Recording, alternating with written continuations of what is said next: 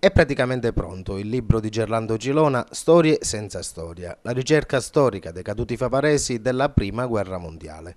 276 nominativi inseriti nel libro di circa 200 pagine, contenente le loro brevi biografie e foto di diversi di loro. Prima della stampa, che dovrebbe avvenire a breve, il professor Cilona invita la cittadinanza a fornire, perché possano essere incluse nella pubblicazione, eventuali foto, lettere, cartoline, documenti o qualsiasi altra testimonianza riguardante i soldati morti, propri cari congiunti scomparsi nella Grande Guerra del 15-18. Il libro è stato già presentato nelle sue linee generali venerdì scorso presso l'Istituto Comprensivo Guarino di Favara, mentre il prossimo martedì 21 alle ore 10:30 anche presso il liceo Martin Luther King. Invito i cittadini favaresi a dare cartoline, documenti, lettere, foto dei loro cari congiunti scomparsi nella Prima Guerra Mondiale, prima che avvenga la pubblicazione.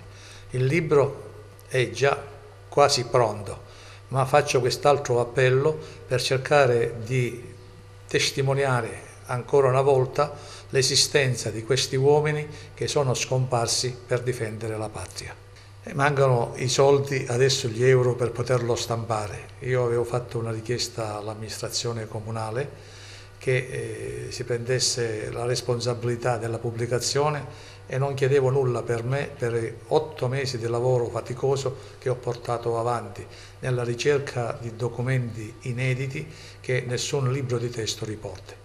Avevo anche lanciato una proposta a qualche consigliere comunale di prendere un gettone di presenza e darlo per la pubblicazione. Speriamo sulla sensibilità dei consiglieri che possano avere a cuore la storia locale e si facciano anche loro promotori di questa iniziativa.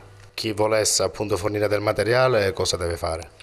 Come ho detto già la prima volta, ci sono dei punti di ricevimento e sono la televisione che sta trasmettendo queste notizie, il Circolo dei Combattenti di Piazza Cavourre, la Biblioteca Comunale Antonio Mendola di Favara e poi al sottoscritto.